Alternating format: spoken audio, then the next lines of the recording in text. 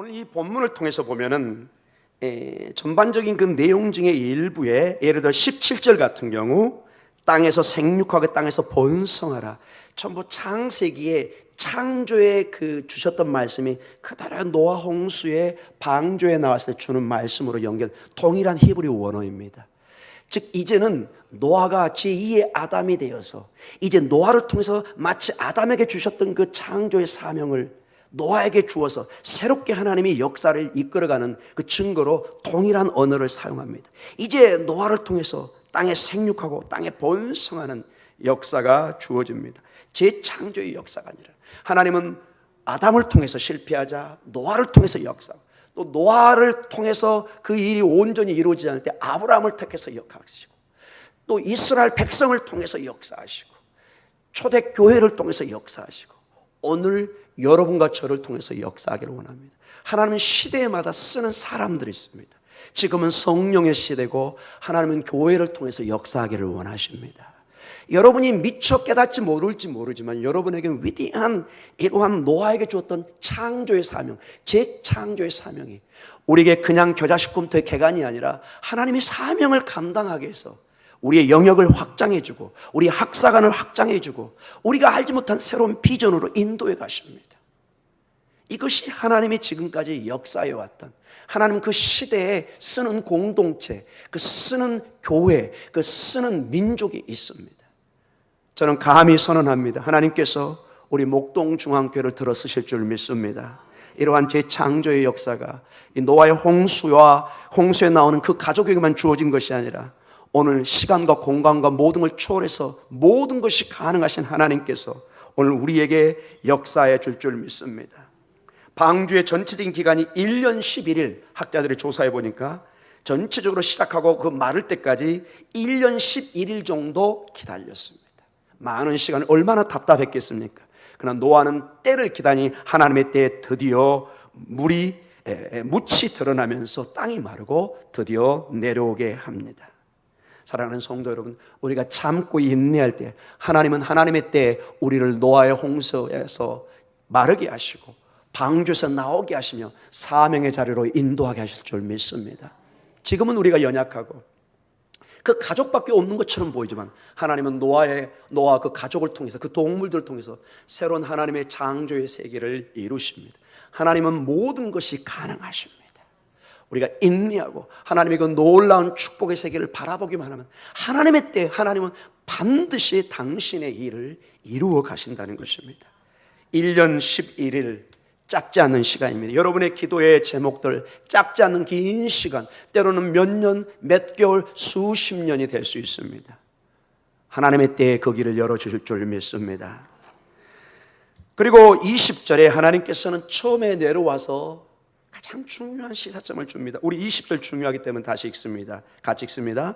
노아가 여호와께서 제단을 쌓고 모든 정결한 짐승과 모든 정결한 새 중에서 제물을 취하여 번제로 제단에 드렸더니, 여러분 노아가 처음에 뭘 하고 있죠? 제사, 예배를 드리고 있습니다. 여러분. 이거는 우연히 쓰여진 게 아닙니다. 여러분. 모든 중심에 하나님과의 관계, 항상 우리는 하나님을 기뻐할 때, 그분께 예배할 때 모든 시작이 시작되는 것을 알 수 있습니다. 마치 모든 생명이 자녀와 우리와 연결되어 있듯이 하나님과의 관계는 우리는 어떻게 하나님을 붙잡고 나아갈 수 있느냐? 예배라는 방법을 씁니다. 예배를 통해서 하늘과 땅이 만나는 놀라운 축복을 주고, 이스라엘의 모든 역사는 이 예배의 중심이고 그 중심에 회막과 성막, 성전이 있습니다. 그들의 삶을 보세요. 모든 중심에 성전, 성전, 성전, 성전. 예수님까지도 성전, 성전, 성전. 저희들도 이 더위에 어디로 모이죠? 물론 이게 성전은 아닙니다. 그러나 우리가 상징적으로 성전으로 받아들입니다. 여러분, 여러분의 친척들이나 여러분에게 전화 한 분이 저 얼음골 밀양 어디죠? 그런 데서 전화 한 분이 그 더위에 무슨 거기가 사우나탕이냐고, 예배당에 지금도 있냐고, 빨리 이 얼음골로 오라고 전화 받으신 분도 있을 줄 압니다. 근데 여러분, 이 사우나 같은 이곳을 선택하셨잖아요. 여러분, 사랑하는 성도 여러분, 우리는 이렇게 선언합니다. 거기도 시원한데 우리 냉장고만 열면 얼음이 있어. 너무 걱정하지 마. 반응이 좀 썰렁합니다, 여러분. 사랑하는 성도 여러분, 우리는 예배입니다. 좀 불편하고 조금 재미없이 살고, 우리 여기 사모도 있지만 정말 재미없는 남자를 만난 것입니다. 어디 여행을 가나요? 어디를 쏘다니기를 하나요? 그저 방콕입니다. 그저 방콕. 죽으나 사나 그냥. 근데 그게 은혜입니다, 여러분. 제 사명에 맞게 제가 살아가는 거예요. 목회 길이 방콕을 해야 되잖아요. 기도해야 되고 말씀 준비해야 되고. 어디를 쏘다닙니까, 여러분? 놀기 좋아하고 쏘다니 좋아하는 사람이 목사하면 여러분 매우 곤란합니다, 여러분.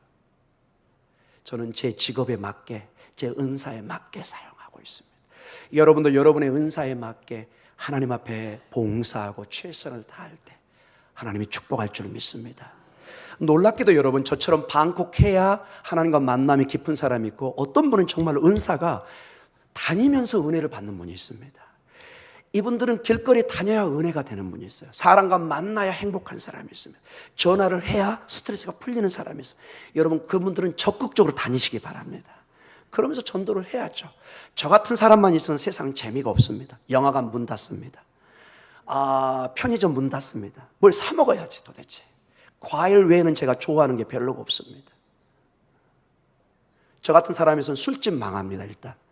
도대체 노래방 망합니다. 근데 여러분, 죄송합니다. 술집은 아니고 노래방 같은데 스트레스 풀리면 여러분 다녀오십시오. 그래야 또 그분들도 먹고 살잖아요, 여러분.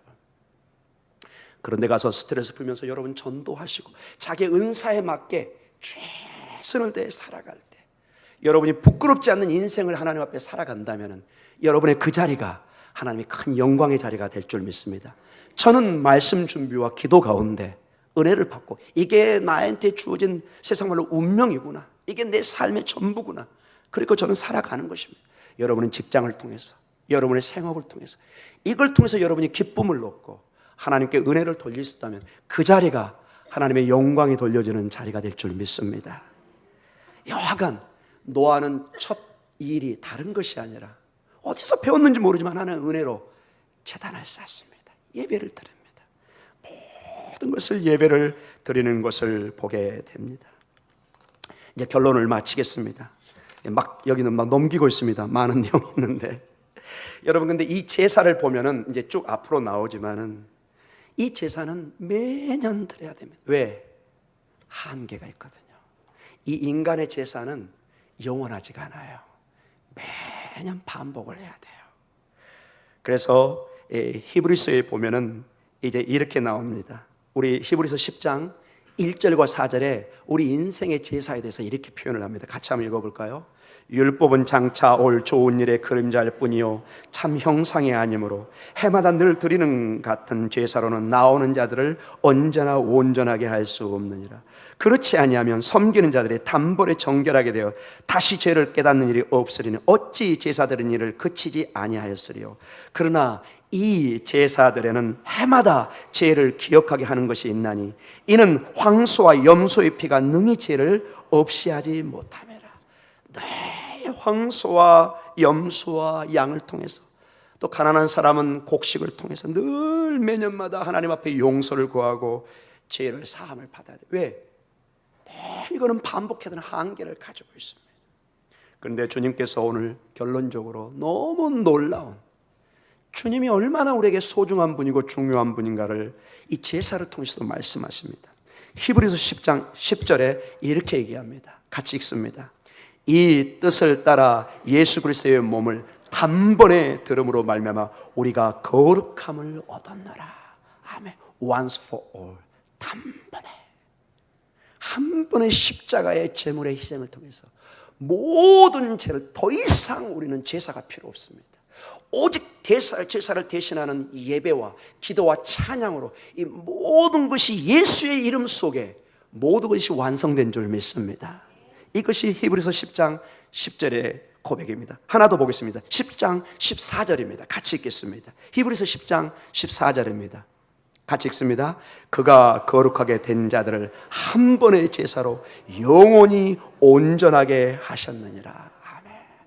여러분, 얼마나 감사합니까? 여러분, 우리는 오늘도 죄를 짓고 내일도 넘어지고, 오늘도 결심하지만 내일 넘어지고 연약하고, 우리는 정말로 우리 자체에 희망이 없습니다. 그러나 완전하신 그분, 말씀을 하시면 그것이 온전히 이루어지시는 그분, 그분의 제사로 온전하니, 이게 온전히요 어떻게 나오냐, 14절에 영원히.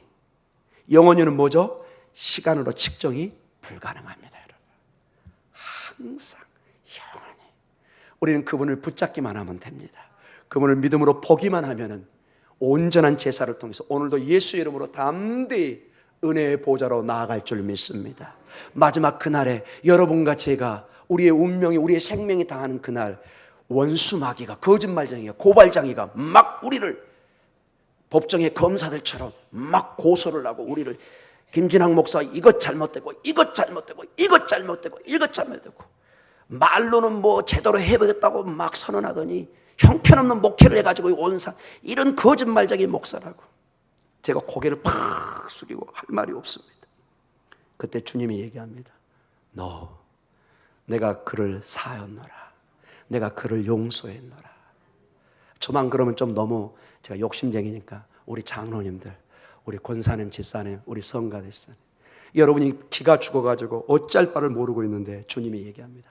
사랑하는 딸아, 아들아, 전혀 기죽지 마라. 내가 너를 사하였노라.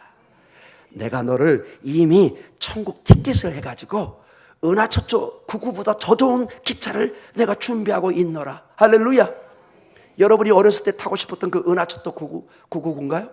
전혀 그거하고 비교할 수가 없는 천국의 티켓을 주님이 무조건 예수 이름으로 주는 것입니다. 제가 이 설교를 하다가 이제 마지막입니다. 정말 여러분 막 손들기 직전에 이제 제가 하는데, 제가 너무 감사한 게 가끔 그 결혼식 주례를 가잖아요. 너무 감사한 게 여러분 그 뭐죠? 그 식당 그 뭐 주죠? 그 아무나 받을 수 없죠. 근데 저는 놀랍게도 은혜를 얼마나 생각하는지 우리 부목사님이 받아가지고 무조건 저한테 줍니다. 제가 그걸 가끔 생각해요. 이게 은혜구나. 그럼 그 비싼 음식들 그거 잘못 먹으면 여러분 혼나잖아요. 그거 티켓을 줘가지고 아무도 제지하는 사람이 없어요. 와서 식사하시라고 그래요. 여러분 가나 혼인잔치 요즘 접하고 있잖아요. 그 혼인잔치 식사 자리에 안 된다고 쫓아내면 얼마나 실망스럽겠습니까? 주님이 말씀하십니다. 내 잔치에 오너라. 물이 아니라 풍성한 포도주로 너희에게 준비하고 있느니라. 여러분 제 말이 거짓말 같죠? 이사야 26장 6절에서 8절 9절을 여러분 읽어보십시오. 마지막 메시아의 잔치가 나오는데 세상에서 가장 기름진 고기와 포도주로 메시아가 우리를 기다리고 있습니다. 여러분 2000년 3000년 전에 최고의 잔치는 가장 좋은 고기가 나와야 되고 포도주가 나오는 것입니다. 지금하고 달리. 이사야 26장 거기에 보면은 큰 메시아의 잔치가 예언되어 있습니다.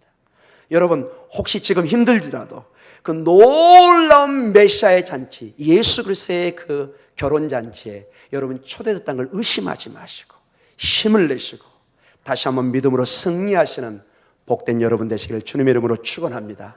할렐루야. 감사합니다. 여러분 손 안 들어주셔서. 끝냈습니다. 우리 기도하겠습니다.